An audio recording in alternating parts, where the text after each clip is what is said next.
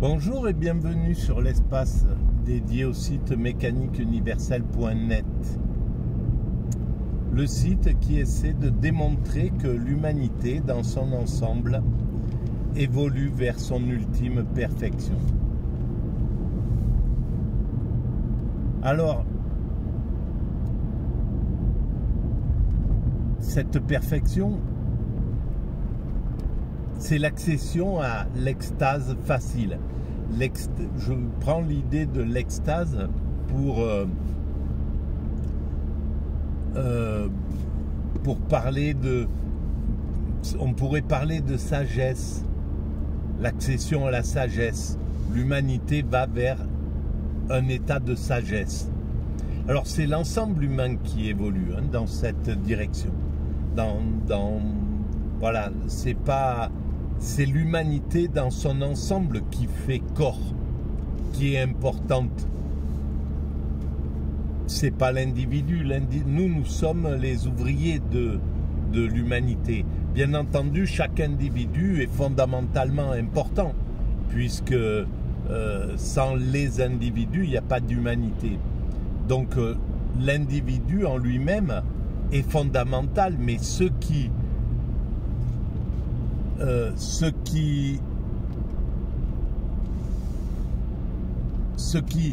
est essentiel en somme, c'est l'humanité dans son ensemble. Alors nous allons vers cet état d'ultime perfection lentement. Il faut élever progressivement le niveau de conscience. C'est ce qui évolue le plus profondément en fait dans l'humanité. Évidemment, il y a les progrès techniques. L'humanité d'aujourd'hui ne ressemble pas à celle du XVIe siècle.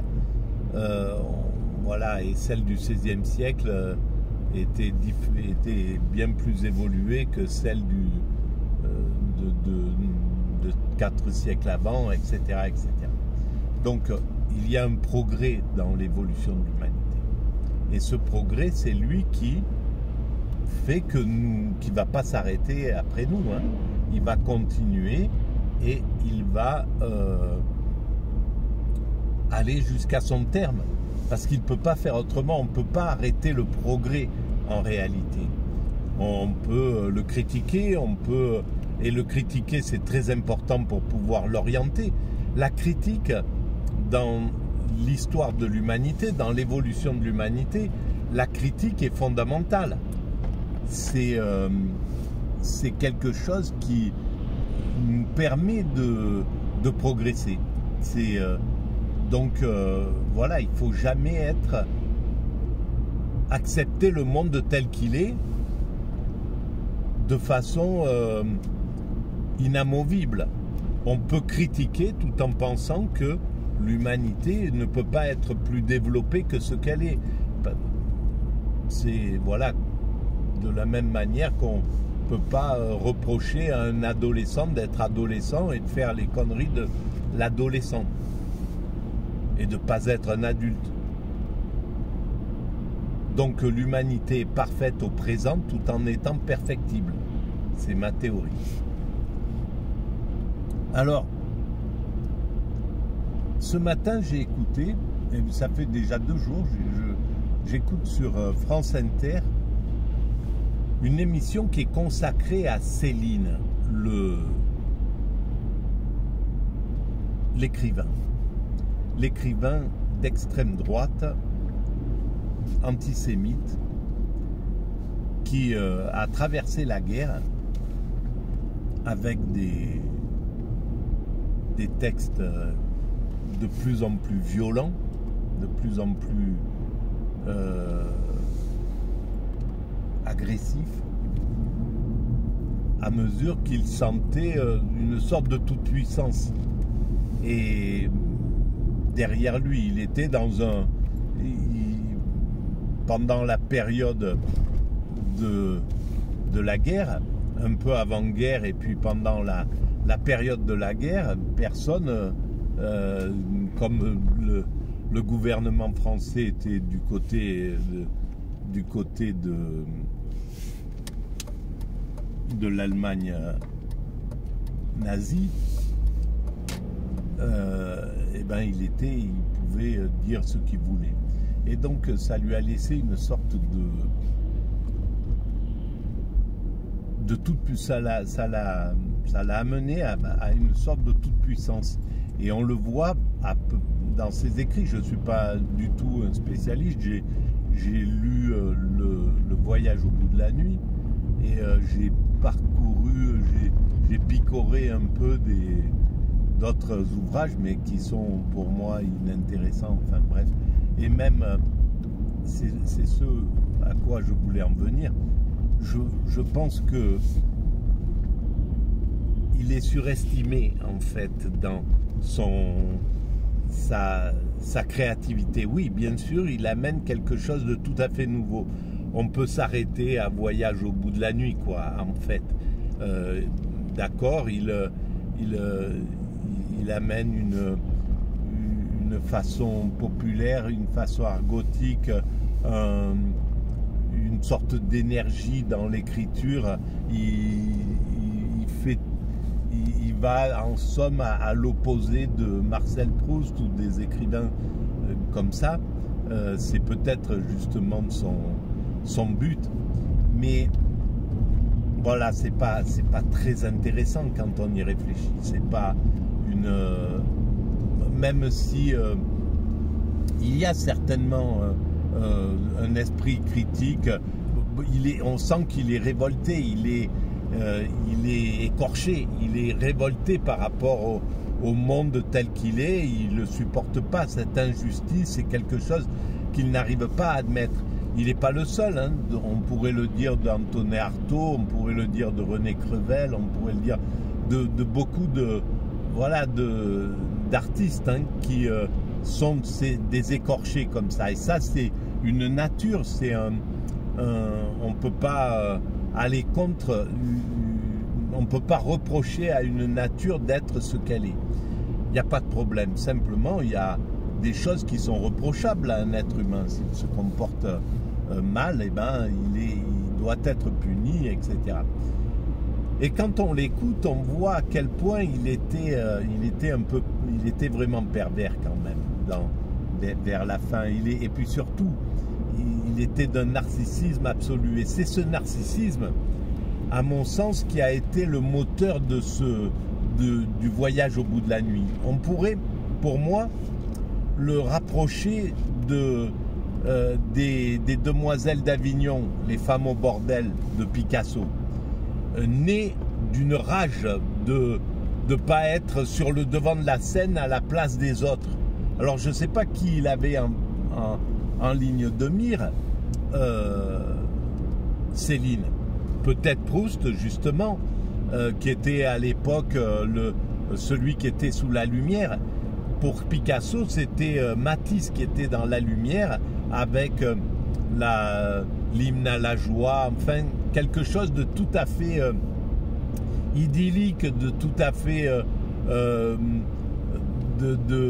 voilà, qui critique pas, qui va vers l'optimisme, vers la lumière en somme. Et donc les artistes qui veulent prendre le pouvoir par la rage, ils vont à contresens de cet optimisme. Ils vont vers le négatif, vers quelque chose vers le sordide, vers le dur, vers le cru, en somme. Ils veulent choquer pour être admis tout de suite dans le cénacle. En fait, ils sont pressés d'être reconnus, en somme. Et donc, ça va amener ce désir violent et cette violence dans leur travail, dans leur œuvre. Et donc, je pense que c'est le cas de Céline. Et quand on écoute, il y a 10 podcasts là, 10 fois 1 heure, je pense. Donc c'est quelque chose qui est extrêmement fouillé sur tout le parcours de Céline et puis sa fuite, etc. Voilà comment, en fait, la débandade, ça montre la débandade des fascistes à la sortie de la guerre, à la fin de la guerre.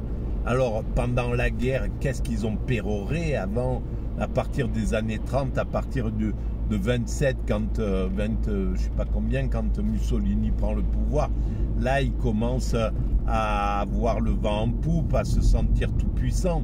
Et puis après, Hitler arrive, et là, ils se sentent complètement tout puissants. Et puis, et cette agressivité, cette énergie, cette violence qu'ils ont pour changer, c'est le problème de l'extrême droite, c'est que cette violence est là, elle est contenue tant qu'elle n'est pas au pouvoir, et dès qu'elle est au pouvoir, elle rentre dans cet état de toute puissance et criminel, parce que dessous il y a la criminalité, et les textes de Céline sont des textes criminels, les textes antisémites. Les textes vraiment, les Baudras, il me semble, ils ont parlé de ça, etc. Bon, bref, les bouquins qui sont vraiment liés à cet antisémitisme et à cette violence. Donc il y a ce côté qui est dangereux en somme. Ça dure pas longtemps. Les passages, là on est dans un moment où on voit que les hyper agressifs, les hyper violents, les anticommunistes primaires, ceux qui, et malheureusement la gauche, l'extrême gauche, on va dire, elle agit très mal. Elle donne aussi des coups de menton, elle fait du tribun, elle gueule comme à l'image de Mélenchon, etc. Elle provoque en fait en face l'énergie, elle stimule l'énergie de l'extrême droite au lieu de la calmer. Et ça, c'est l'absurdité de la gauche, de l'extrême gauche qu'on a connu. Justement, que l'humanité a connu dans les années 30, dans les années 20, avant qu'Hitler prenne le pouvoir. Cette gauche, elle était comme ça, elle était grande gueule, elle était... voilà, il y a une grande part de responsabilité dans de leur côté. Et alors... on va dire que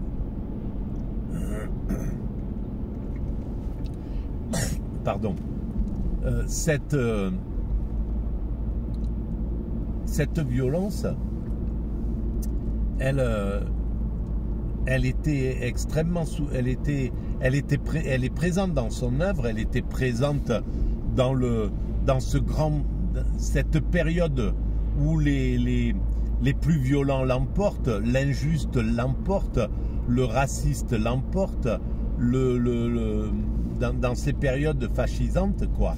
On a vu comment les voyous prennent le pouvoir, ils deviennent tout puissants, ils rentrent, ils sont autour du politique, donc ils font un peu ce qu'ils veulent à travers ça, et curieusement, ça a débordé après, je ne sais pas comment De Gaulle a accepté cette chose-là, mais ça a débordé dans le gaullisme avec le sac, etc. Donc il y a quelque chose quand même qui est malsain à ce niveau-là. Mais donc dans cette période de toute puissance, on est obligé de se taire. Hein. Là, les gens, ils ont plus le... Voilà, tu es un fétu de paille, hein. Tu es à la merci de... C'est comme dans les zones de non-droit, tu es à la merci des voyous, des gangs, des cruels, des criminels, des mauvais, quoi. Et donc, par contre, ça dure jamais très longtemps. Ils sont là, ils sont dans cette... Et puis à la sortie, ils rasent les murs, ils ont la trouille, ils se font flinguer, ils vont en prison, etc., etc. Alors ils arrivent parfois à passer au travers, comme d'ailleurs ça a été le cas de Céline, et c'est là où on voit à quel point il a été, quand on l'écoute parler, on voit à quel point il est pervers, quoi, hein. Il y a un côté comme ça, il est fier, d'abord il a peur, puis il est fier de s'être tiré de cette... il se croit malin, quoi, il se prend plus malin que les autres, il a toujours une sorte de morgue au fond de lui, il n'arrive pas à changer de caractère, et à la fin il dit qu'il s'excuse pas, il veut pas changer d'optique, quoi, il est dans ce cheminement mental qui est un peu horrible. Voilà. Bon, on va arrêter là pour Céline. Et puis, si vous pensez qu'il y a un peu d'intérêt à ces vidéos, vous pouvez mettre des pouces, vous pouvez vous abonner, vous pouvez envoyer le lien à vos amis, vous pouvez visiter le site mécaniqueuniverselle.net et vous pouvez laisser des commentaires. Tout ça augmente un peu la visibilité de l'espace. Merci et à très bientôt.